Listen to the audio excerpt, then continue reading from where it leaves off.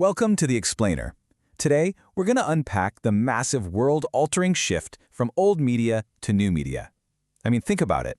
In just a couple of decades, the way we get our information, connect with each other, and even how we see ourselves has been totally and completely revolutionized. So just look at this. You've got two completely different worlds right here. On one side, a VCR. You know, a clunky physical machine that plays a physical tape. And on the other, the icons of our digital universe. Facebook, Twitter, YouTube. The journey from that box to those logos, that tells the story of a revolution. One that took media from being a thing you hold in your hand to a stream you can access, well, pretty much anywhere. So here's our game plan for this explainer. First, we're going to dig into the core technology that changed everything. Then, we'll trace how it moved into our homes and into our hands. After that, we'll see how it connected us all together. And finally, we'll get into what it really means to live our lives online. All right, so let's get right into it. To really get a handle on new media, you gotta ask, what actually makes it new? Well, the answer lies in one single fundamental leap in technology. Okay, so the absolute game changer here was the shift from analog to digital. Analog media is physical. Think of the actual grooves carved into a vinyl record. It needs a very specific device, like a record player, just to read it. And, when a new format comes along, it's pretty much useless. But digital media, that's just information, a universal code of zeros and ones. It's electronic, it's adaptable, and it can be read by any device that speaks its language. And because of this universal code, we got something called technological convergence. You see, because music, photos, movies, text, it's all just digital information now. One device, your smartphone, can do everything. It's your camera, your music player, your phone, and your computer all squeezed into one little package. That was literally impossible in the analog world. So that's the tech. But how did it start to change our lives? Well, that brings us to the first major effect, the personal media revolution. This is the moment where technology put us in the driver's seat. Even before the internet really became a household thing, the 1980s gave us a little taste of what was coming. I'm talking about devices like the Walkman, the VCR, the camcorder. For the first time ever, people had this incredible control. You didn't have to listen to whatever the radio station was playing or watch what was on TV at 8 p.m. Nope, you could create your own personal soundtrack and watch your favorite movie whenever you felt like it. And you know what's so cool? There's a direct line from that era to today. That handcrafted mixtape, which, let's be honest, was a real labor of love trying to record songs perfectly off the radio, that was the direct ancestor of the Spotify playlist we whip up in seconds. It was all about personal expression and curation, an impulse that's only gotten stronger with new media. But, making media personal, that was just step one. The next giant leap was about connecting all of our individual worlds together, turning personal media into social media.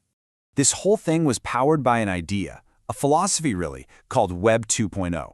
The internet basically changed from a place where we just passively soaked up information, kind of like a giant online encyclopedia, to a platform where we were the ones actively creating and sharing the content. It was a huge shift from just reading to writing, from just watching to actually participating. And out of that philosophy, you get social networking sites. Platforms like Facebook let us build a public version of ourselves, create a visible web of our friends, and see just how interconnected we all are. It essentially took our offline social lives and put them into a tangible digital format for the whole world to see.